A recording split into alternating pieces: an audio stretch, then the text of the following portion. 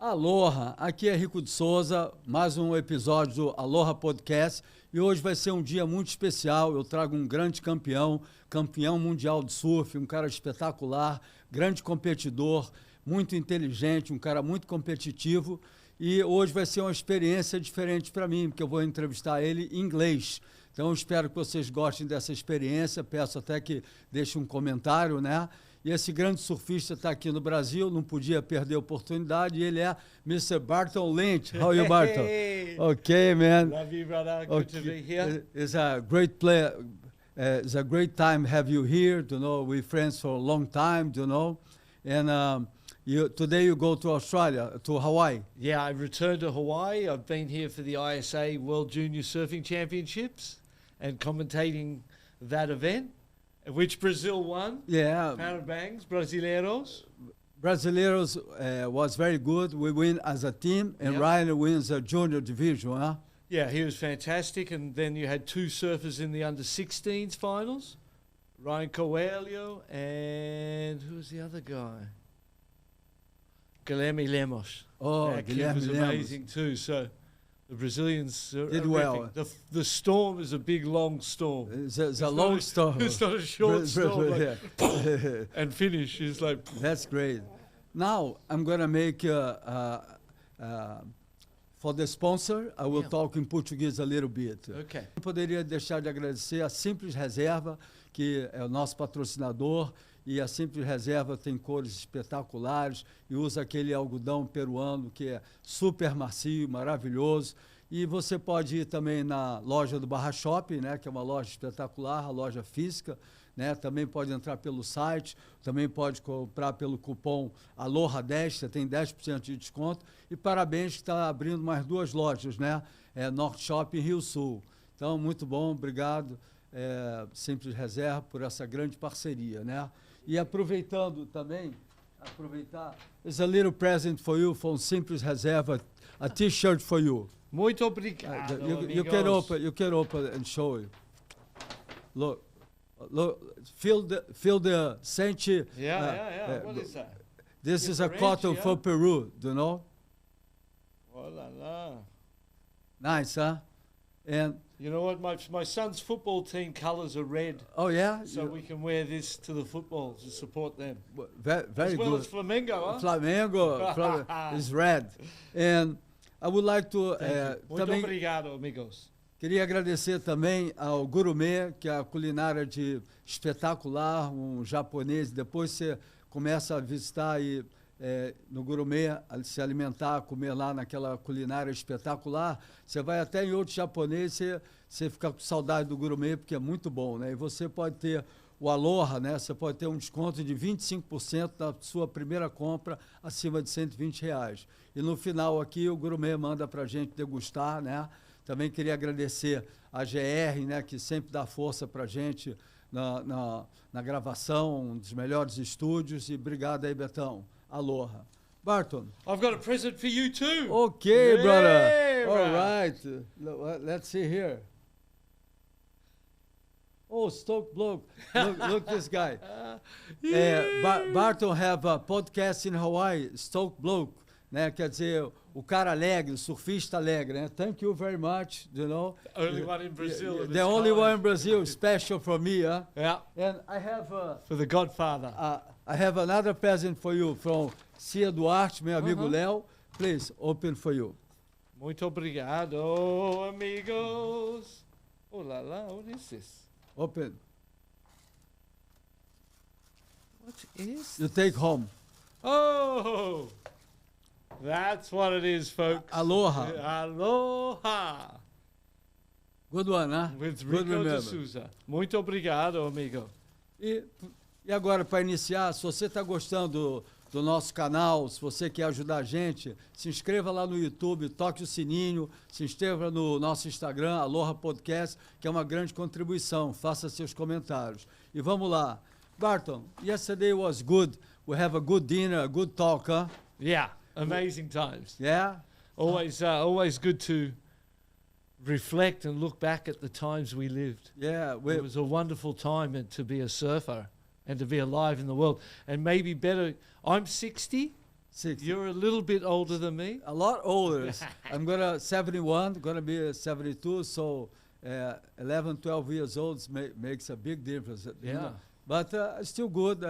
I'm healthy. I'm surfing a lot. I exercise. I love my work. So that makes life better. You know. Yeah, exactly. And for me the same. You know, we didn't think that we'd still be surfing at this age. Like who knew? I remember when I was a kid, I saw one guy with 50 years going in the water in Prainha. Yeah. Ricardo, he's not here anymore. Yeah. He passed away. And I said, oh, I wish when I'm 50 years I can go surf. And now I'm in 71, and I'm planning to go to Hawaii, surf Sunset Beach, one of your favorite waves in Hawaii. Yeah. Yeah? Yeah, I love Sunset. I live right there, and I can just walk out the door and surf all the waves around Sunset Point, and so I hardly ever surf anywhere else. That's my favorite place. Yeah, mine too. I saw you ripping Pipeline. You know, when you was world champ 1988, you did some great days, final days. You know. Yeah. I have a big admiration for your surf. How you like pipe? I love Pipeline. It's terrifying. Yeah. It gets scarier and scarier as you get older. Yeah. That's why when we look at what Michael Hose still does, is incredible. Huh? Yeah, incredible. Michael is my good friend. Yeah. You know, we went we met in South Africa in which 83. Yeah. You and right? Rico and I met in 1983 in South Africa, staying at the Elangeni Hotel. Yeah, I remember. Good time. Tony Moniz was with us. Dear Tony, you know, Tony's a great surfer. All his sons surf as a king, you know. Yeah. And I think Jim Hayes was around shooting those days, remember? Yeah, Jim Hayes. A lot of that trip is on video. Yeah. There must be some classic stuff out there floating around. Jim's a nice guy, you know. I went... So, that's 40 years ago. 40 years ago. Just 40 anos. Yeah, crazy. I went with Michael for 75. Michael Hole, BK, Rory Russell, Randy Radke, Dan Keloha to South Africa in 1975, you know. Wow. Good times, you know. Yeah, good times. And Michael, always my good friend, he was living with me, you know. So in 75, we make Coke contest. Yep. Have a contest in Australia. Yep. Have a contest in the Guston 500, you know. And then we make one in Brazil in 75. And then was possible in 76 have a world title, you know. World tour, world tour, you know. But at the beginning of this year in 76, no one knew at the end of the year they would crown a world champion, right? Yeah. At the end of the year, they decided to do that and added everything together. Yeah, and Peter... And PT was the winner. Yeah, and I live with PT in a house in Camberland. Look the house. PT, Ian Cairns, Mark Warren, and Mike Larmont, and another Peruvian guy. And Mike Larmont, Paulo D, his manager, come to be president of Billabong, and now Visla, no, great surfer, you know. Yeah, and a real surf company. Yeah, you know what I mean. Now with a lot of the companies having been bought by multinational corporations, so they lost the feeling, no? Yeah, and the surf industry now they judge their performance by the balance sheet. With the number, they don't feel anything from the heart. They just look at the number, and they take the money out of the sport and not put so much back in. You know, so that's very interesting because when I went to Bells Beach, 1976, I met Claw, you know, Brian, you know, the director, you know, and Quicksilver was next door. So really feeling of surfing. The starting of those companies. And Jeff Hackman took Quicksilver to Hawaii, you know, Tom Parrish, you know, was... And they helped build the competitive surfing world and the surfing industry. All those things were born at that time, huh? And the feeling was different, or you think it's the same? Well, I was a little kid, you know, those 10, 12 years. Yeah. I'm looking up at all of that generation and all that time. Yes. That was my heroes. That's what I wanted to do. That's what I dreamt of being and doing. You know, good times. And I never swap for now. Yeah. Teco and I were having a chat the other day, and I went, "There's no way I'd swap now and have the times we had. It was great times. Beautiful times, innocent. free. Yeah, free. Wonderful times. How this time what's the first time you went to Hawaii each year? 1980. 1980, all right, And how was the feeling on the 80s? Different?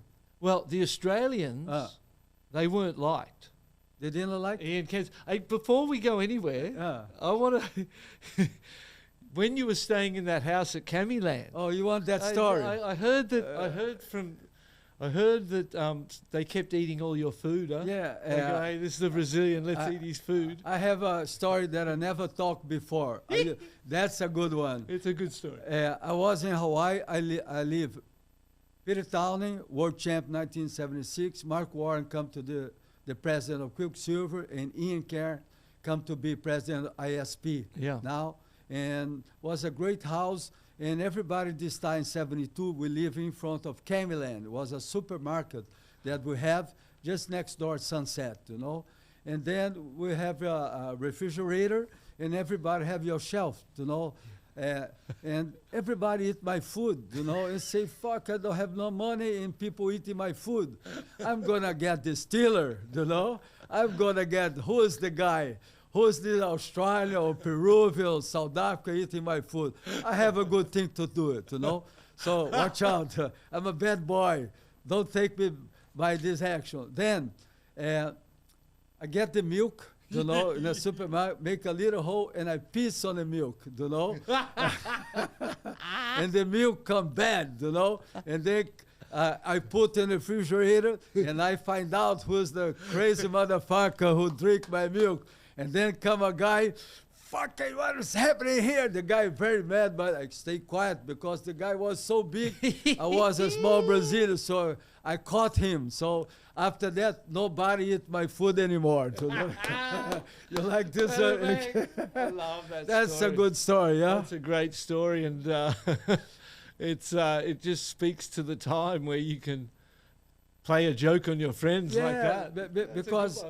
Because when you live in a same house, that house was in Camiland, in front of a Camiland supermarket. Don't have this supermarket anymore. No. And nobody have money, I mean, we go with a very tight money, live in an old house, and everybody wants to be strong in the house, was a big competition in the water and outside the water too, right? Yeah.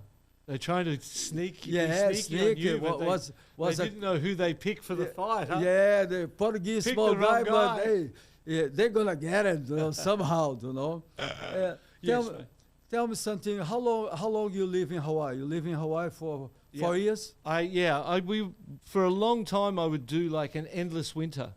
I would go to Hawaii in October and spend through to end of March and do 6 months in Hawaii, and then go down to Australia and New Zealand and do the Southern Hemisphere winter. And then go back for the Northern Hemisphere winter and do this 6 months was the program for many years. Instead be endless summer, endless winter. Endless winter, so because winter's way better than summer. All the time, huh? Yeah, summer's no good, man. You want to be on the endless winter. So and then we bought the house in Hawaii in 1989. Oh, that's great. Yeah, so I knew I was always coming back. I loved the place so much, and I thought, you know what, let's buy it. With Aaron Chang, we went halves together first. Aaron Chang, the great photographer. The photographer. I won the world title, and I went back to Australia. I do the press conference and the media stuff for one few days, and then I fly back to Hawaii, and I'm staying with Aaron Chang on his couch. Yeah. And he says, I'm going to look at a house. I'm thinking to buy something here. And I said, I'll come with you. I could, if I just said, no, I'll stay here. You out. My life would be completely different. But because I got up and I wasn't lazy and I went with him, we went straight to this house, the first house we ever see. And he said, I wish I could buy it, but it's too expensive. And I said, maybe we can go halves. Yeah. And it just happened. Boom. No planning, nothing deliberate. Those are the great things in life. Just right place, right time, huh? So now we moved in, and we've been living there full time for 4 years. 4 years. Yeah, a little more maybe. That's great, because especially the land in Hawaii is very expensive. I have a lot of friends, local guys who would like to have a house, but the price of the land and the house grow up so much they cannot afford to buy with a regular job. Huh? Yeah, and it's the same in Hawaii, and that I saw in Australia. Same thing. Same thing. At where I grew up at Whale Beach, at Palm Beach, on the far northern beaches of Sydney, the property there now is millions of dollars. And a kid cannot get a job to buy a house worth millions of dollars. Yeah, impossible. And so the families end up, they can't say no to the price too, because the price is so good. Yeah. You have to say yes. Yeah. So they take the money and they go to somewhere else. Like you said, Mililani, Wailua, Ever Beach. Go farther down because North Shore too expensive. It's too expensive. And that happened in Sydney, where I lived, and now it's happening North Shore. So I watched this happen in places all around the world. Gentrification, I suppose. Same thing. I live in by Prainha, by Macumba, you know, and I bought a land there in the 80s, you know. So I bought really cheap. I pay in 3 years there, 36 months. So I was able. So if I didn't do that at this time, I didn't have a place. Yeah, we're lucky that we did that and that we got in at that time. But it doesn't make sense that real estate prices are so much that normal people can't live there. Because the world is so many people coming more, so a lot of people want to buy, so the price go up because more opportunity to buy, you know. Yeah, and I think in Hawaii, I think they used COVID when everything had to shut down, all the hotels they renovated. Yeah, they used that time to change the positioning of Hawaii. Hawaii used to be somewhere where everyone could go on a holiday. Yeah. But now they are quickly turning it into somewhere for the rich and famous. Yeah. And who can afford $800 a night. I think Turtle Bay went from $200 to $600 or $800 a night just through COVID. And it's a repositioning of Hawaii to a different audience. Yeah, yeah. But it's not. It's not very fair. It doesn't seem real. Difficult, no. I'm very lucky. I went to Hawaii. I love Hawaii, like my second home. Yeah. And I make a lot of friends in Hawaii because when I go to Hawaii, I respect the Hawaiian people. So I come to be friends. The Hawaiians, they have big heart, and they like when you know the family. Like I know Michael Ho's mother, the brothers, you know. So you come more tight, you know. Yeah. So I have. And today, I go Hawaii for over 50 years. I never stay hotel. I always stay with George, my good friend, you know, with Gordinho and Victor. Always have somebody to take me because so make it cheaper for a gold, you know. And it's nicer to be in a home, you know. Yeah, and I'm the same, mate. I've been going there for all those years since 1980, and the way I've been treated and the goodness I get given is wonderful, mate. And you know what? I feel that everywhere I go. You feel like Brazil, mate, the way this week, this week, the way I've been treated makes you feel like you're home. Makes you feel like people love you. Make totally difference. No? Let me show you. Can I show you a few things? Yeah. Let me show you some of the other gifts that I got given this week. Wow. They give it to you? Yeah, look at that. Fabio Motes. Oh, Fabio. Yeah, Art Surf. With his information on the back here. He came and gave me that. Yeah, beautiful picture of an old photo from like the 80s. And then look at this one too. Wow, let's see. The Endless Summer, Itacoatiara, galera. Itacoatiara is a place where big waves, you know? Yeah. Like Porto Escondido, you know? Right. Great surfers, you know? So I think this came from Guilherme Herdy. Oh, Guilherme. Ricardo Tatuí. Guilherme Herdy, I took him to Hawaii with me first time. You know? Got a sponsor for him, took him, and so those guys sent me this. So I keep getting given, it's not the end. Wait, you're going to open a surf shop, huh? A gift store. A gift store. No, I can never sell these. I love these. These mean the most to me. Wait till you see this stuff. Wow. Luciano Cabal. Luciano Cabal. Let me go. Look at that image, mate. Luciano do a beautiful composition, you know, the beautiful. With the kangaroo and the flag and the... Fala, Luciano, we're going to film next week. We're going to do a job together, me and Luciano. Yeah? Yeah. And then he gave me this one too. Luciano? Yeah, which is my view. That's the view from my hotel room. That's what I've been looking at every day since I've been here, and I love that. I cherish that. So these are just gifts that people have just come and given me while I've been here in Brazil. Do you know why? Just to let me know that they respect me or they like what I do. Do you know why they like you? I used to call you Captain Good Vibes, Capitão Boas Vibrações, because in South Africa we come to be good friends. You know, in Hawaii all the time we surf together. We stay with Victor Marçal at the point. Other day we met at the point there. Remember? You know, and I loved, you know. And so I think somewhere along the line, my connection to Brazil is good. Is deep, mate. It feels good, and I love. There's so many things I love. You know, when I see the light red and the car just keeps driving, I go, yes. Okay. Yes. And the way the life is in Brazil and the energy is very different, but for very me, alive, huh? Yeah, and I feel like at home in that environment, you know. And then I think through the year, over the years, when I was doing commentary, and when I saw something in a heat, and it happened with Gabriel Medina a couple times where I was like, what? Oh, you was a commentator for WSL. No, I would see things differently, and I would always kind of go, well, I feel like the Brazilian got ripped off there. Yeah. Or I would verbalize what I would feel. You're still sad. And I still would say it. Yeah. And I think the Brazilian people knew that I wasn't a part of what they felt was against them. Yeah. You know what I mean? Yes. In this conflict between them and world surfing, and how sometimes they feel like world surfing wasn't fair to them and had something against Brazil. They knew that I never had that. Yeah. You know what I mean? I because never felt anything. You're but fair. I loved Brazil. I've had and so Francie.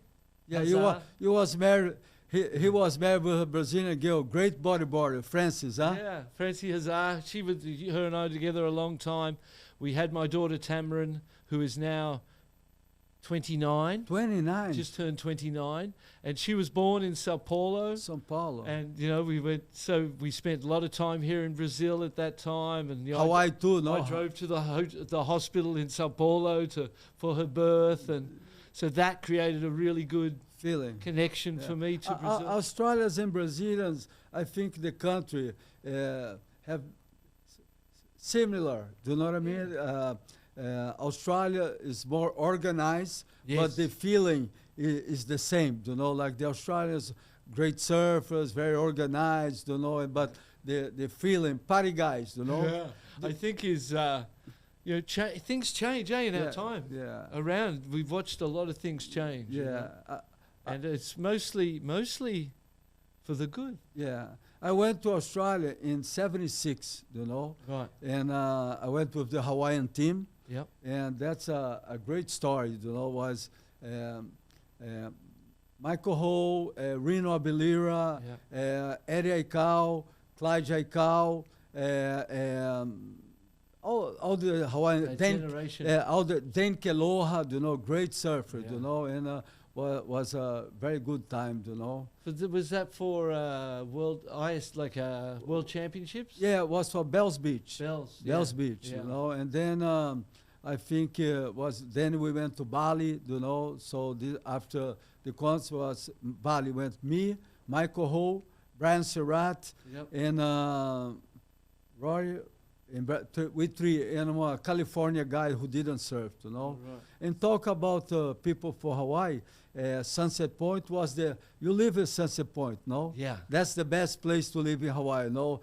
Just next to Sunset, backyard, V-Land, Cambyland, Pipe, no? Yeah, it's amazing. It's so consistent. Yeah. Every day, somewhere you can surf, you know, and then through the winter months, most days you are scared. Yeah. And it's one of those things where if you don't challenge yourself in big waves, when the big waves come, it's very uncomfortable. Yeah, yeah. It's not good.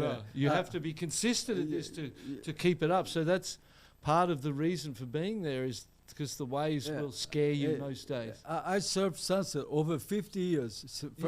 First time 72. Yeah. So until now 50, and every time I go there, look like I never been there. Sunset give you shit. You know, you have a good experience. You know everything, but in 1 second everything change. Huh? Yeah. No, at the same time it's a paradise. That can be a hell, right? Yeah. Yeah, it can flip really quickly. Yeah, you know, and in the water and on the land, if you lose yourself, and behave in a way that's not showing respect. Yeah. And that's the thing I learned was when I first started traveling, you didn't realize how different we all are. We have to respect people, no? And when you're in their home, their rules apply, not your rules. Yeah. And if you think your rules apply everywhere, no, you're wrong. You're going to get in trouble. Huh? And other thing that you remember, when we start to surf sunset, that was the spot. Yeah.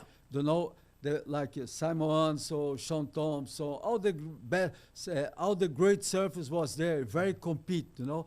Then in Bernie Baker's yard, and then people like surf more Pipeline. Pipeline now is the place, right? Yes, but before was Sunset Beach, right? And for a long time, Sunset was very quiet. Yeah, too. You know, and that's the coolest thing. It was just all the old boys. And what's good? The Bernie Baker's house. Everybody sit there, you know, enjoy the yard, you know, and see the contest. No, they would look like. I saw that again. I saw that in the movies, in the magazines, and would go, oh, one day I want to hang in that yard too, you know. Yeah, I have a good memories of Bernie Baker. We met in Peru, long time ago, and the best picture I have sunset is Bernie took it to me. You know, big day, you know, West 10, 12 foot in pro class trials, you know, and came a big motherfucker wave.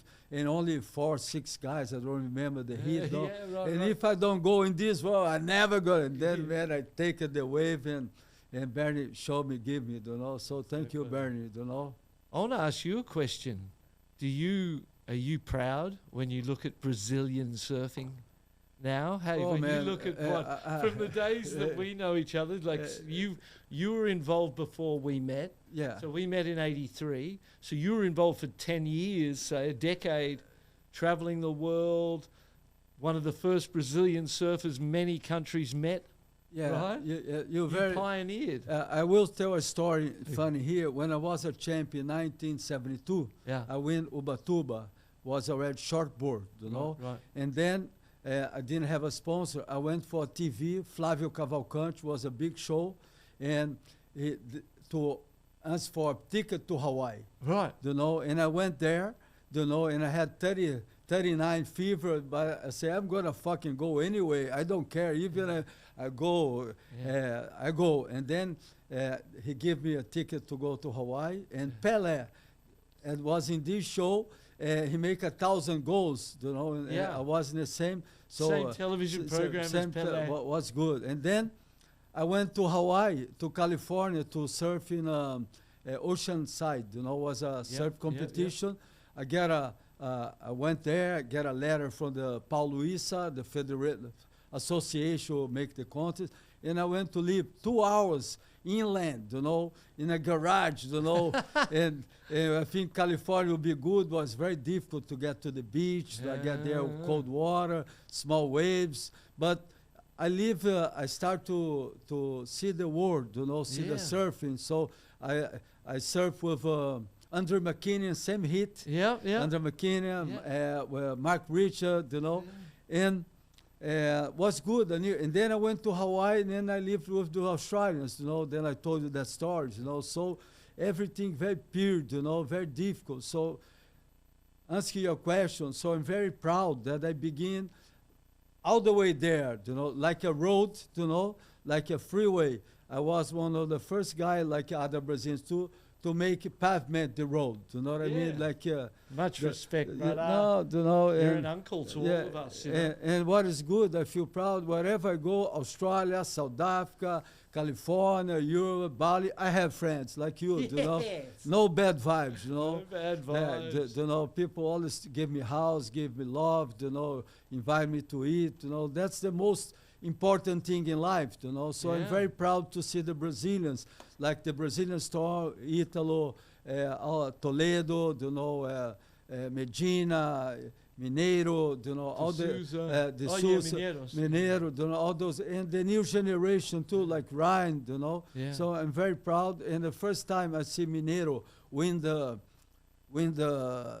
World Championship for Medina too, I cry, bro. Yeah, you know, because strong feeling, you know.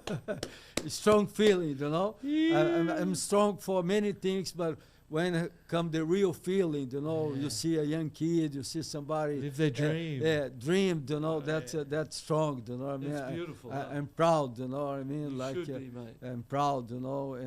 And when you say about Sunset, I'm very happy to keep have the desire to go back. I want to go back soon to Hawaii because you cannot forget. You cannot stop. If you stop going a big ways, you drop 15. Today is already difficult to me to surf. You know what I mean? Like I used to surf Sunset any size, good, bad, west, north. But now I go when it's more clean. I sit more safe. If I had a chance to go not in the first wave, I try to go in the last wave of the set. Do you know what I mean? Like use the lessons you use more the old cabeza. Yeah, you know, and it's great, you know. I tell you, it's so nice to have Hawaiian friends, you know, like Hawaii for me is my second home. Do you know what I mean? I feel like that too. So many friends. And talking about one fucking crazy guy, Brian Surratt, you know. He lived at the point, you know. Aloha, Brian. I love you. You know, Brian is a crazy guy, but always a lot of love with me. You know, he live in Willow Street. You know. Brian is a small guy here, you know, but when he gets mad, he's fucking mad, right? Hey, don't stay his way. You don't mess with, you know, there's people you don't mess with. And Uncle B's one of them. He's got the respect of everyone. He's been around for so many years. He helps everybody. I remember when my mum came to visit in Hawaii one year, Uncle B took me out and we went and picked flowers, and then we made showed me how to make my mum the lei, and we made my mum a lei, and you know, he always big hearts for Hawaiians. And this time, we didn't, before I met him, we didn't go in his street. He have a dog with name Bruce. Bruce means hurt, no, like bruised. Bruised, you know. Hey, my friends, we didn't go to the street, you know. And one day, with Michael, I'm in Randy's house. He come to the house and say, Rico, get in the car. Hey, where? I go take you for a secret spot. So he took me for McConaughey's. You're telling everyone the name of the secret spot. No, but it's not a secret spot. Have a gate. Only friends can go there. You know, even you wouldn't go there. I saw guys get slapped in the face because was able to cannot go there. You know, only go with the local guys. Have you surfed there? I've never surfed there because in that same way, there's enough places for me to surf. I don't need to surf everywhere. I don't need, you know, and there's certain things that are best kept the way they were. And still a secret spot. And George Lee, the guy stayed with his house, he used to live there. So he called me, we became friends, and 50 years after, I still stay here. When I go to Hawaii, hello, George, hello, Pump, thank you very much. Come home, they have dinner, you know, and we serve. Really Hawaiian friends since McConaughey's, you know. And it's very nice, you know. What else in Sunset Point you have good remember? I love the community. For my kid, you know, we were traveling, we were doing that endless winter, and so all the time I was traveling, you know, and it was good because I wanted to do that, and I wanted to go surf perfect waves, but my wife wanted my son to have a family, have a community, have a neighborhood. Family feeling, you know? Yeah, neighborhood with friends. And in that neighborhood, 4 years of living there, my son just jumps on his bike and disappears down there. I'm going on. Feel home. And he's okay. That's how life should be, right? It's a really old school neighborhood. It's like what we grew up in. Yeah, like Randy lives there too, right? Yeah, Randy is my guru. Yeah. Everything I fucking learned, I didn't copy, but I got the feeling, like his, I do surf contests, I do a lot of things that collect boards, fix old boards to new, Randy is mahalo Randy, I called him 2 days and told you that we're going to make a podcast, And Sunset Point is a small community, and if you don't belong to the community, you don't live there, right? Mm-hmm. People's not nice. When they don't like you, they throw away, right? And I suppose you just got to... You don't want to live there when you don't belong there, huh? And no matter where you are, it's the same rules. Yeah. Right? You've got to respect the people. I've always, as an Australian, I suppose I live on land that was stolen in Australia from the Aboriginal people, the original people of Australia, Then I go to Hawaii and I'm that person again. Yeah. Everywhere I don't know where I'm from. Yeah. I don't know my family history. You are citizens for the world. Yeah. No? Well, and my dad was an orphan and adopted, and so I never met anyone in his family. We don't have any family on my father's side that we ever meet or anything to do with, because he just didn't like it. And then my mum and my 2 brothers. So we're a small family. But for the other side, you have a big family in the world. But that's right. That's how we have a good communication. I have friends all around the world. Yeah. I want to show you a present that for Uncle Clyde Aikau. Okay. Patrick, can you bring the board, please? This board, I get a present from Clyde Aikau, is Eddie's board. Eddie Aikau board he used at Waimea. Do you know? Incredible. Look here. Look at this. Okay. This is the most, I have around 150, 200 boards. And this, I have a surf museum, Yeah. And I collect board. Randy teach me that. Yeah. And in Australia, when I was I think it was 76, I went with the Hawaiian guy, and Eddie Aikau called me. I wasn't too good friend of him. I know him well, but not deep friends. And he said, Rico, take care of Clyde. I said, how am I going to take care of Clyde? The big guy, before he had Hawaiian hair, big hair, he used to be, how you say in English when you gecko? How you say? Stutter. Starter. Now he did a treatment, he talked fluent, and I love him, So when I make a museum of surfing, he bring Eddie's board, Wow. That's he using Waimea as a lifeguard, and surf pinball, not Waimea Bay, he keep in a tower. And he say, give him for brother Jerry, another of the Aikau brothers. Aikau brother died accident in Kahuku, Yeah. So I have a lot of love, in this board. Wow. I never put in a museum of surf. I have so much love, And does that one stay with you at home? Only home, Yeah. And today I brought, because this in English, for the Hawaiian people to show the respect, Yeah. So Uncle Clyde, thank you very much. He come to Brazil, live with me, big respect, We know he's been going through a lot, Had a heart attack. He have a heart attack, so I pray for him, and I hope to see you soon, all my love. And the board of his son, I think Daniel, his name, the son, was the board of my son I brought to Hawaii to give as a present, Oh, I remember you saying that. Yeah, so it's a exchange. I visit him. He used to live in by the Chinese cemetery, Yeah. I met Papa Aikau, the family. So this is means a lot to me. You know what I mean? It's a very special. Patrick, please. Very special gift, that one. Yeah, things that we keep. Let's life. talk. You have also a podcast, Stoked Bloke show. So Stoked Bloke show. I look a lot, and I like the way Like I start maybe 6 months doing podcasts, you know. And my podcast, I want to be myself. I don't want to be anybody. I want to be a good communication. I want to take the emotions of my guests, my invited, you know, and be natural, be true, you know, and you do the same thing, you know. Yeah, exactly.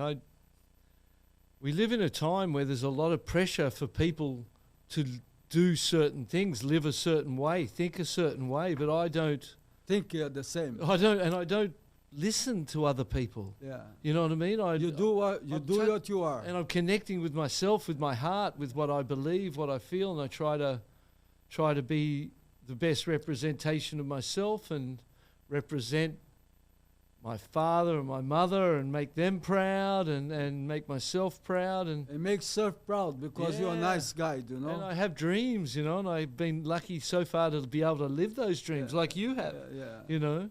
So in living your dreams, you've become so grateful. Yeah. And you're able to share that, your gratitude and with other people, you know, with other kids. Yeah. And through my event, The Blast Off, I connect with all of these kids around the world and get to contribute to their success. Yeah, especially the kids. You educate the kids, surf will be better because the kids is the new generation, right? Yeah.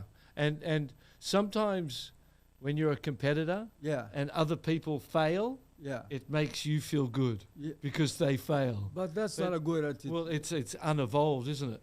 Yeah. You haven't evolved yourself.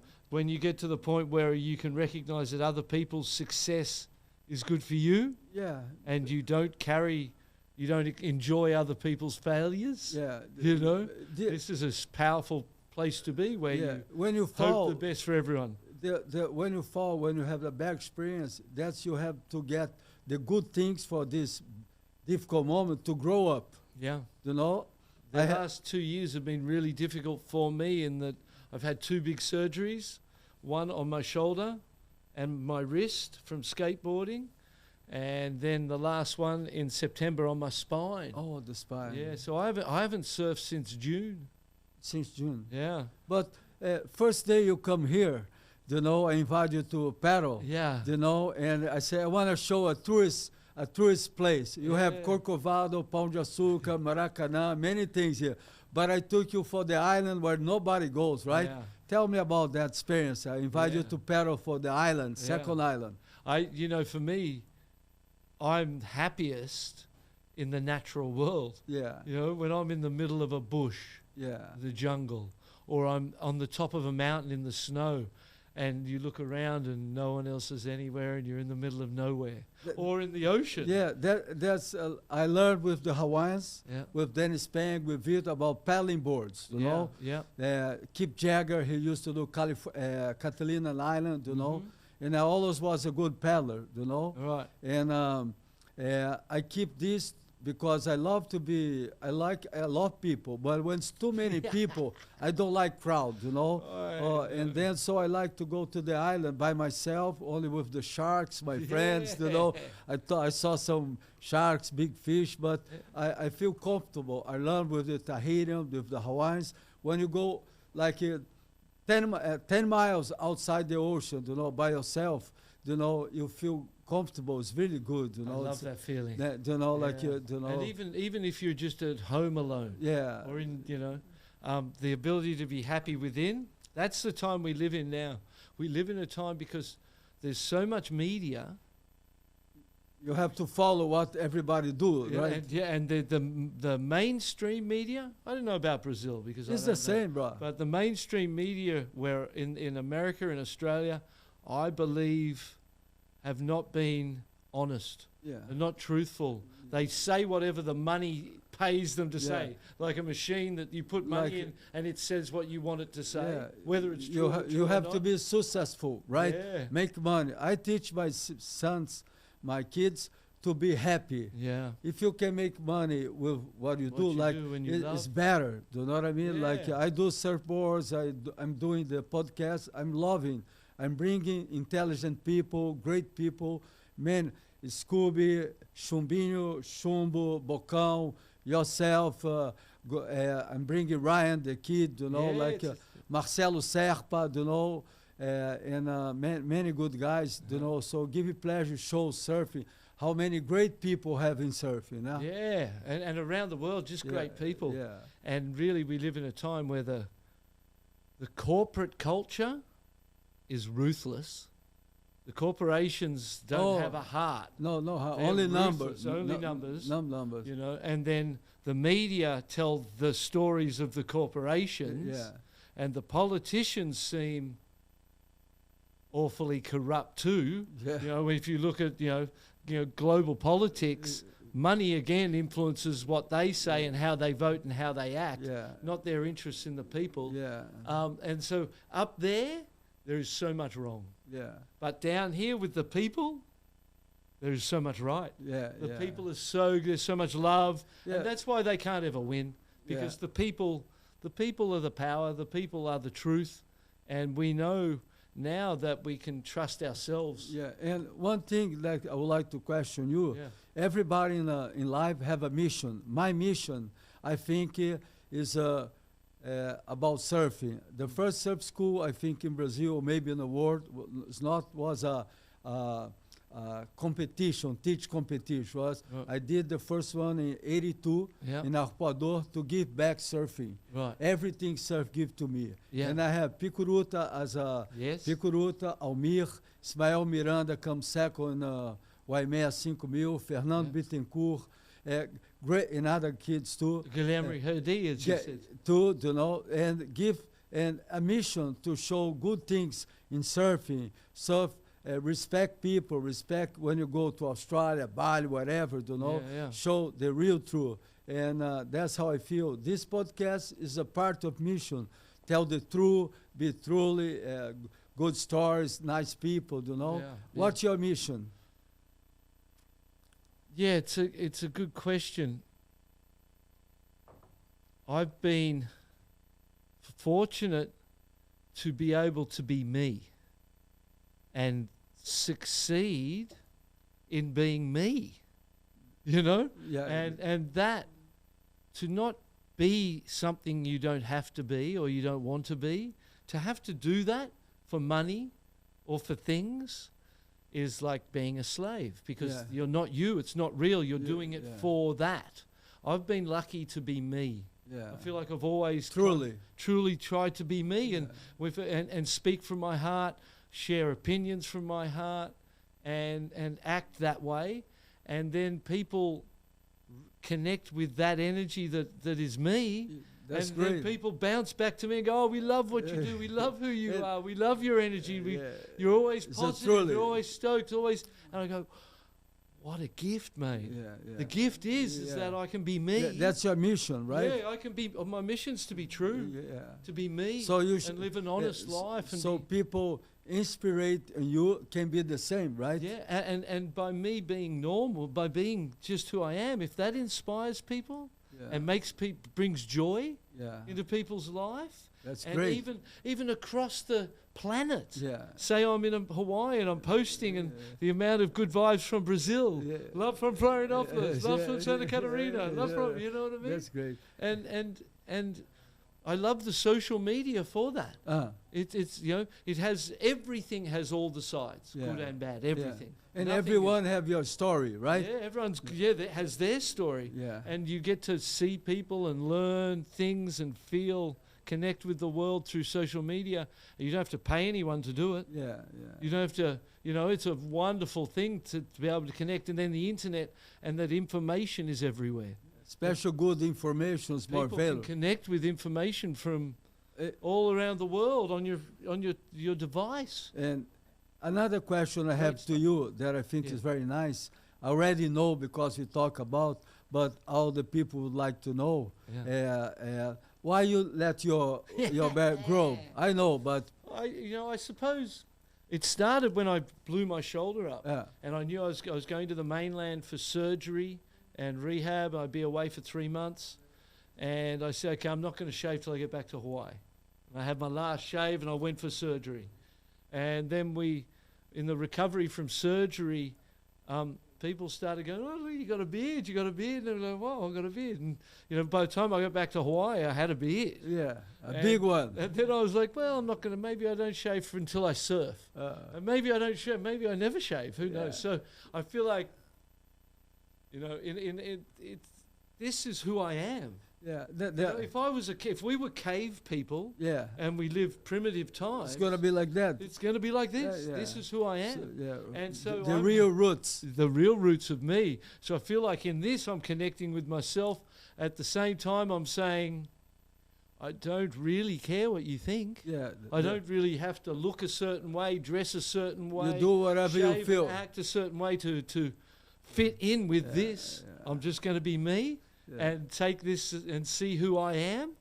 And I have a big admiration. And yesterday when we eat a pizza and a good wine, you like yesterday? We have some deep conversation, not to just everything blah blah blah. Yeah. And you show me a picture of your son, beautiful son, big hair, we study with the Hawaiians, and they do football, American, and with rugby, right? Yeah. And everybody, the big Samoa guys, big Hawaii, he's blonde, beautiful. So really nice, I think this connection, he must be a good guy to live and feel home, like you feel home with the Hawaiians. You know what I'm talking about? 100%. Because if you don't feel home, you won't be there, right? There's a lot of kids with long blonde hair who would not go to Laie or Kahuku and play American football with the big Samoan Tongan kids and get in there. And I watched my son, when the first day he went to training, first day, he didn't know anyone, not one kid. And he just went out there, and they're looking at him going, "Who's the blonde-headed kid? Where's this fucking Howley come from? Where did this Howley come from?" And day by day, sometimes you get picked on, sometimes you get arms in the back, get pushed to the ground, he just get back up. And every time, my son, he just keeps getting back up and playing, smashed, get up, playing. He don't say, "Oh, yeah." And he's earned the respect of his teammates, and he's introduced us, and we're engaged with a whole different community. This community is not really a surfing community. They're a football community. And so really roots from Hawaii, no? Totally. But the same thing with the football, your son.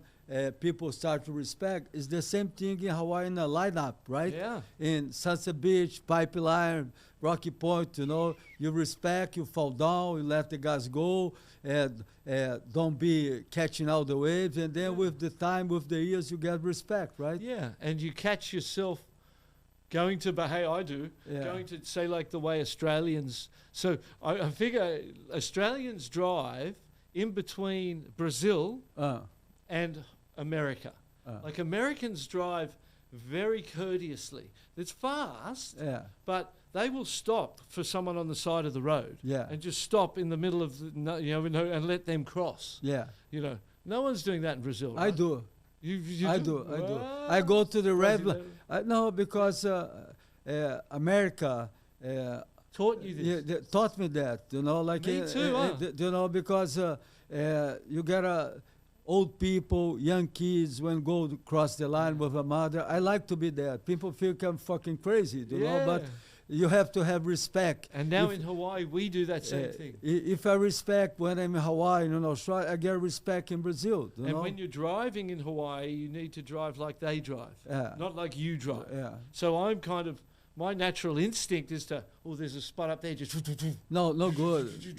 Get there fast. And every day I catch myself and go, just relax, mate. There's some people. Stop. Let them cross the road. Don't play smart, right?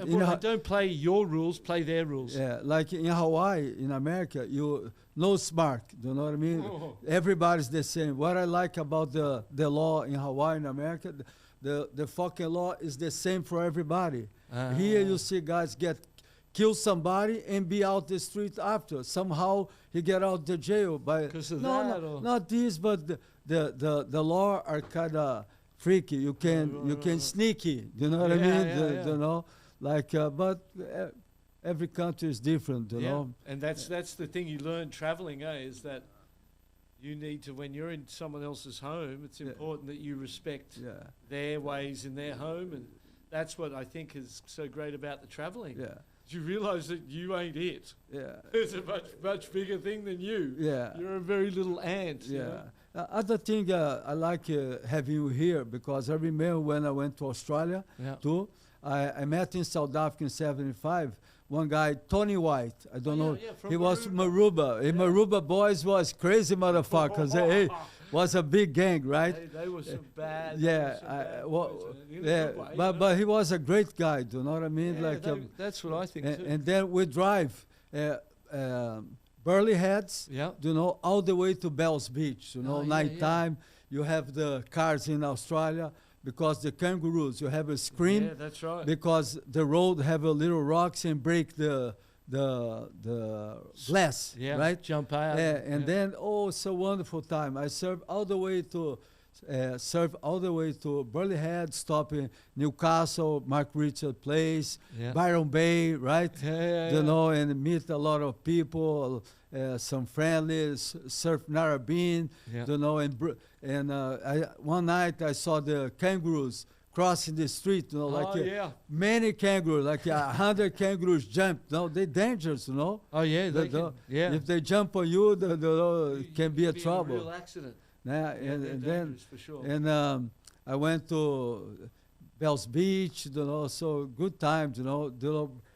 Claw was the president of Ripco, and Brian, he used to have a plane, you know, a plane, and me and Roy Russell, he said, come here, my plane, I want to show you how I'm going to take you for a crazy thing. So he got in the plane, me, Brian, piloting the plane, and he go all the way for the plane come down backwards. Yeah, you know, and they start go noisy, like come alarm, you know. And me and Rory, he go, then he go down to catch speed, you know what I mean? Good time, bro. Crazy. Brian Singer? Is that his name? Yeah, Brian Singer, you know. So good times, you know what I mean? When you're young kids, you know, everything works. That energy is good. You know, everything new. You don't care about if it's danger, if you're gonna die. You know, just good time. Live. You know. Yeah, I like those times too. Tell me a good stories about Australia. You know. Yeah, I mean, growing up in Australia it's a pretty wild place to grow up. You know, the generation before us were, like you said, with the Maroubra boys, with people that were. It was wild, man. Wow. It's wild. Things you'd see and the way people had behaved. For me, from a, you know, kind of like originally a small town, and I didn't, you know, my dad was a policeman. It was a pretty safe world, you know. And then my dad died when I was 11, and we moved to Mossman, another town, and that's when my world, the innocence was over. You know, that's my whole world. You have to learn about the hard way. And we weren't at the beach. We were like 7 miles from the beach. So, you know, I had to hitchhike every day, you know, and on the side of the road just to get to the beach, and had amazing... 7 miles? Yeah, I had amazing experience. I used to get in and out of 4 strangers' cars a day. Every day? Mossman, Manly, Mossman before school. Mossman, Manly, Mossman after school. And that's where I learned to communicate, was getting into the cars with people I didn't know. And when your father died, you have to be... a man earlier, right? Yeah. I lost my father too when I was 16, 17, you know, so I come to the world earlier. When you don't have a father, you gotta do it. You gotta be for you, huh? Yeah, on the street. If you're a small guy, I don't care. You get a piece of wood and you go resolve. Yeah. Do you know what I mean? Like you have to be. You gotta do, and that's how I had to grow up fast. I feel very proud of that. You know. Me too. I've been financially independent since I was 12 years old. Never been to my mother for anything. I've never borrowed. You know, I've paid my way through my life ever since then. And since I was 12 years old, and a lot of it's come from surfing. Yeah, and talking about this, when I lost my father, before my father died, he was sick many years. Right. And my family don't like I go be a surfer. Yes. Because surfers here in Brazil have a bad reputation because no leash. So when they surf in Apuador, it's like a Waikiki, like everybody surfs. Many guys in a longboard, and so guys loads the board goes for in the summertime, break head or everybody. Yeah, bang, bang, bang. So the newspapers say, fucking surfers, no, they don't work, they big hair, and they bad reputation. So I have to go, I sell before, when have a house in Ipanema, Leblon, they make a building, they make it put down, so I go in over there when everything was taken apart. I get the, today's the connections is plastic, but before was good metal, you know. So I sell this on you collect that metal? And sell, you know, and newspaper. I collect in the doors and I sell, you know, and then that's how I start make my money. Then I start to fix surfboards, you know. So that, and I buy a wood board, and I used to go with the wood boards very heavy, all the way to Leblon to Arpoador, you know, like 1 hour sometime, and surf all day, come back. Sometime I cry because I was so skinny, I couldn't hold coming back, board, you know. And so good stories, you know, make you. Then we make a bike, me and Mudinho, a friend, and we put a little car so we can... take the board with the bike. Yeah, the bike. But now it's in the side. Before was in the back. Oh, yeah. Yeah, in the back. So, but good times, make you stronger, no? Make you, well, and you appreciate the opportunity to be alive and to be able to do it. Go surf, go to the beach. And surf is good because when I come here, I surf all the way in Rio de Janeiro, then I went to Ubatuba to compete, Saquarema, then went south. So me and Randy Raddick, you know, my good friend, we went south. I met him in Hawaii. Then he come to Brazil in 73, right? 74, I don't remember. Before the competition here, you know, we travel Bahia all the way to north, you know. We travel, and then we went to Fernando de Noronha. So I had a chance to meet Brazil driving, you know what I mean? All the beaches on the 70s, you know? So it's a good experience, you know, and meet all those places and things really change, you know? Yeah. It's nice. For sure, mate. What about the Stubby contest, you know? Like I went to the Stubbies, there was 80, 88. The first one was 77, right? 77. Burley Heads. Burley Heads. I think the first man-on-man contest, I believe, was 77. That was great, you know. Like I have a good story. I used to do surf trucks this time, and I make a surf team. Roberto Valério, great surfer. I remember Valério. Valdir Vargas. Valdir Vargas. Frederico Dorei. Cauli Rodrigues, and we went to Burley Heads, you know. And we live in those buildings, you know. Right in front of the beach, and a beautiful left, you know, beautiful right, you know.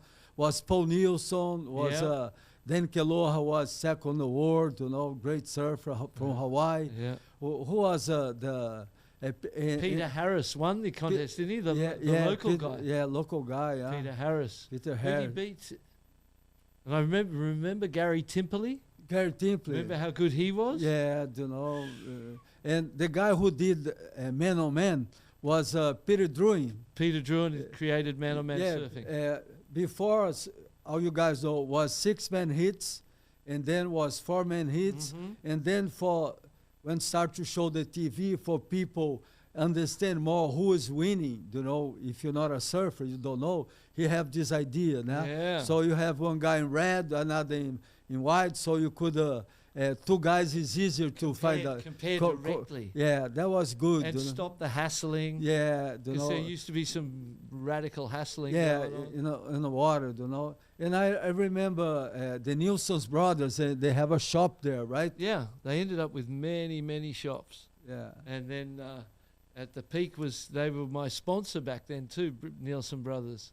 They were really good. Paul was great. Ricky Nilsson passed away recently. Oh, yeah? Yeah, not so long ago. He was a tall guy. Big, tall guy, great surfer. He passed away about, it was only a few months, I think, ago. So, but they were a great family, too. They looked after me, too. And then I suppose Pepe Lopez helped me, too. You met Pepe. Let's talk about good memories of Pepe. Yeah. I knew of him because, like you, the first 3 Brazilian surfers I knew was Daniel Friedman, great surfer, Rico de Souza, and Pepe Lopez. They were the first 3 Brazilian surfers that I really heard of and connected with in the 70s. I remember in the Stubbies, Daniel Friedman, and he looked like a Brazilian Larry Bertelmann to me, you know. Yeah. And Pepe made the final of the Pipeline Masters, didn't he? Yeah, great surfer. And as I understand, when he was a kid, he was an equestrian champion, riding the horses. Then he was a Brazilian champion in surfing, and then made Pipeline Masters, so had a surfing career, and then went to hang gliding and was the world champion of the hang gliding. And I got to go hang glide here in Rio with Pepe. Oh, you hang glide with Pepe? And down onto the beach at Salgado. Oh. Yeah, that was an amazing experience.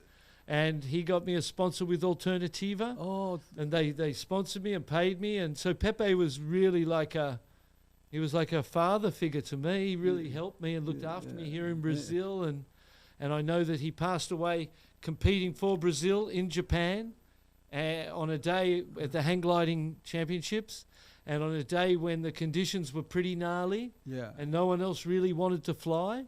But on this day, if Brazil flew and they did good, they could take the lead. Yeah. And he wanted to go. He said, let's go, mate. There's an opportunity here. Let's go. Yeah. And in the end, the opportunity took his life. But at least he, you know, you can not walk through the door and stay safe. Yeah. Or you can walk through the door and live with the results or not. No fear for Pepe. Oh, mate. So much respect for him. Carolina, his wife, was a great friend. I'm João, his son. I'm a good friend of João. One day I have to meet João. I remember when they were little boys, baby boys. Great guy, you know. And I'm good friends of Pepe's mother, you know. Yeah, I have a big respect. Other day I make a museum of surfing, long time. So I brought her and make offering for her a trophy, you know. Right. And was good time. Yeah. So that. Nice to connect with that history and heritage like I am with you, with Pepe, and having those relationships with Brazil has been special. Which was worst wipeout? My worst wipeout? Yeah. I think one of the worst ones was a big day at Sunset Beach when I was a closeout day and I wanted to go out for the experience, and with was big day? 15, closing out, no one out. And Keone Downing looked at me and said, Keone goes, you don't want to go out there. And I go, I do, mate, let's go. And he goes, well, if you want, let's go. And we paddle out, and I cut a short line, and he goes a wide one, and I cut a short.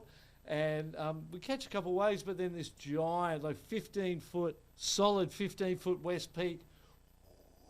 And I remember I'm right at the very bottom, and I'm looking up, and it's so far as like a building. Yeah. And right at the very top of the building is Keone. Yeah. And he's looking down at me going, you wanted to come out. Boom.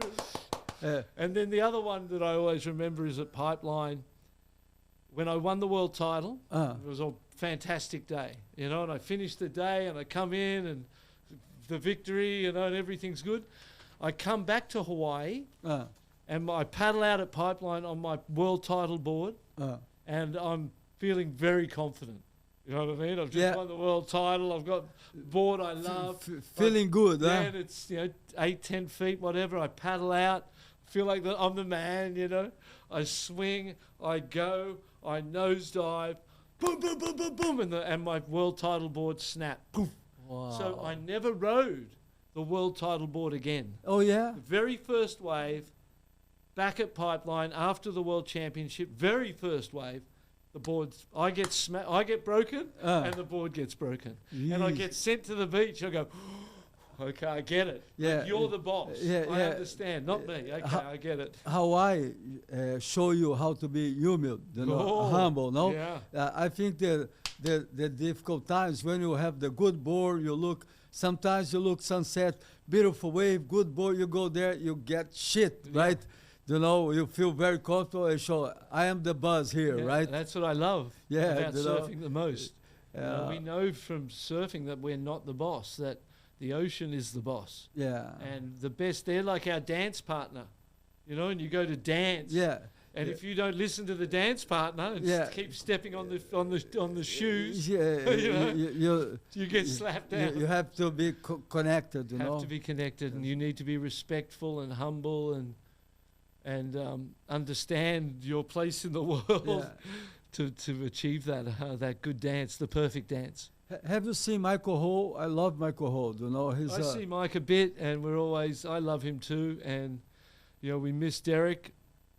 Yeah, but Michael's still, the greatest surfer for his age in the world right now. The most high performance, surfs every day, shortboards, always. Michael. Yeah, he's kind of the inspiration. Yeah, you look at Michael and you go, "Whoa." His son surfs really good. Her daughter too. Mason, Coco. Yeah, I don't know. They're an incredible family, and they're royalty, huh? Yeah. Your royalty. Yeah, I learned. Their royalty in Hawaii. When he come here to Brazil in '75, I shaped a board for him. Yeah. And for Hans Hirman and Buzz Kerbox, Yeah. And Michael comes second at Duke, Hanamuk. On your board? On my board, And Rory won with my board in '75 here with a Stinger. Right. Yeah, Rory Russell. Oh, we love the Stingers. And shout out to the Ipers. Ben Iper was an incredible man too. Yeah, great shaper. Now his son shapes, huh? Yeah, both Aquila and Duke are shaping and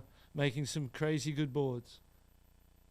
Okay, so really good, What means the Aloha spirit for you, I put this name here, Aloha, because when I went to Hawaii, I like this word, Aloha means, for me, love, show the good times, how Hawaii is, open your heart, everything good. So I think, what's the name I'm going to put?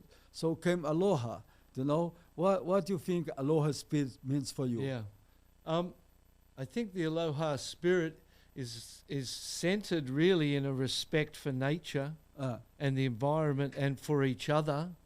And in that respect, you're able to care for each other because there is that reciprocated respect. And I think you have to listen to your elders and have the respect for the generations that came before you and listen and learn from their wisdom and their lessons that they have learnt and that they pass on to you. And so the Aloha is one of those things that is like an embodiment of love. Like you said, it's your love that you share with others. And, you need to love yourself. You need to love the environment. You need to love all of that gives you life. Yeah. And then you can share that good, share that good energy with others because, I always look at life like this.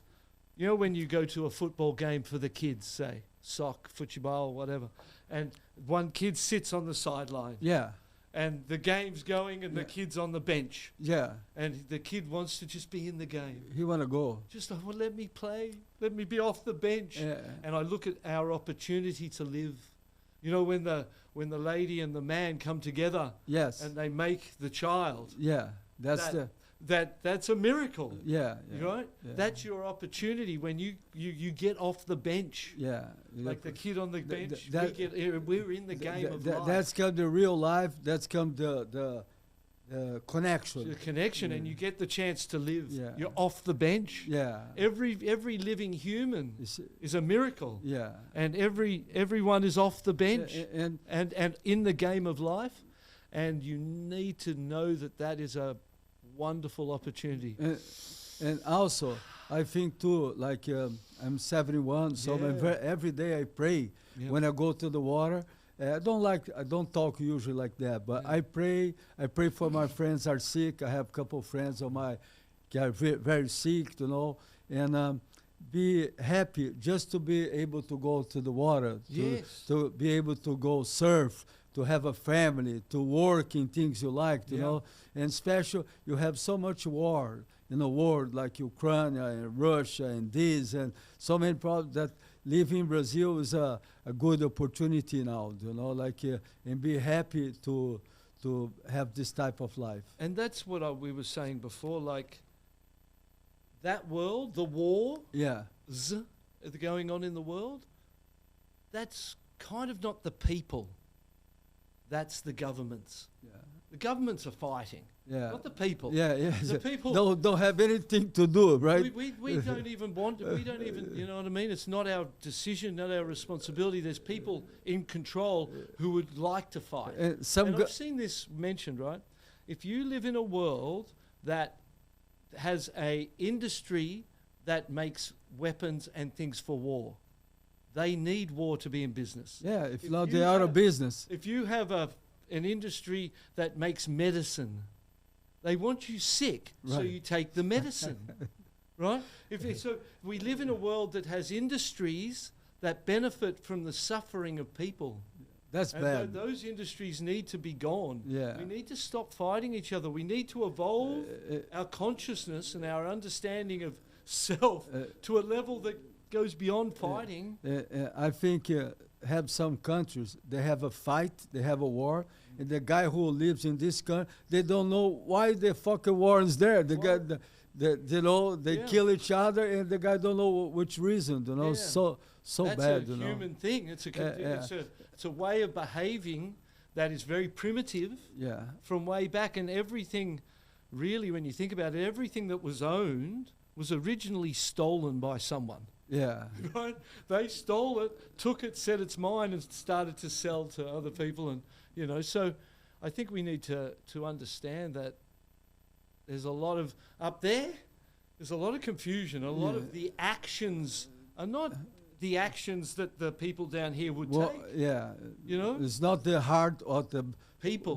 People. We want a simple life. We want a nice life. We want, you know what I mean? Yes, the good things. Be in the ocean, go surf, go hunting, eat good food, see a sunset. Go for a travel. Just the simple. These are the good things. Simple life. So if they're going to rethink how society operates, they've got to talk to the people, because right now we have ideas for restructure of society that come from the top. And I don't trust the people at the top. I never did. I never have. This isn't something new for me. That's not your heart. In the 70s, punk rock in the 70s told you to look at the corporations, look at the governments, look at the big organized religions, and be suspicious. And I started watching them back then. Watch out. I've been watching the behavior of authority for 45 years, since I was 15 years old, and they haven't got much better. No, they still make the same. So somewhere, we hope for the people to have more influence, and the corporations to have less influence. So my feelings. I agree with you, but I think what we do what we can do. Live my own life, go surf, be a nice guy, try to help people, do your part. So and share your stoke with people, right? So I want to thank you very much for being here. Do you know what I mean? It was I knew it was going to be a good podcast, and I hope in Hawaii I can go to Hawaii, be in your podcast. I'll be the guest, And, for sure. And we go Sunset Beach, share a wave. And surf a wave together, and enjoy the real life, Now. Ele fala inglês muito bem, hein? Ele fala. So now I have a present for Guru Me. Look at what's coming here, bro. Come here, look. Oh. Show the guys in the camera. Okay, look at that. Aloha, Guru Me. We have more. It just keeps coming. Fala, good time, huh? Oh, look at that one. Obrigado, Guru Me. Obrigado. Let's try. Martin needs to try live. You gotta try it. Hey, let's go, man. Try. Obrigado. The guy Guru Mari? No, Guru Me. Gourmet. Oh, gourmet. Yeah. And the guy's a surfer too. What are you having first, mate? Oh, I like this one, but this can slip down. So good time, huh? How do you like it? Oh. Good. Gostosa. Tell the guys. Muito gostosa, muito obrigado. Gourmet. Gourmet. Deliciosa. And tell me some, Tell me something. How you like Rico açaí? So good. Good. The açaí in Brazil compared to everywhere else, you know. It's a little different, it tastes different, so... Better. It's like the real thing. You know you're eating the real deal, not something else. Oh. Good one. No, wait. We need that too. Yeah. So, Barton, I want to thank you, my sponsor. I want to thank you, Gourmet. Obrigado, Gourmet, por essa comida maravilhosa. E também a Simples Reserva, né? Que sempre nos proporciona. Em breve teremos agora a inauguração das lojas do Rio Sul. Estarei lá com vocês. Muito obrigado, Simples Reserva. Também queria agradecer a galera aqui da produção, agradecer o Beto e agradecer a equipe que me proporciona esse podcast maravilhoso. Muito obrigado, boas ondas e aloha!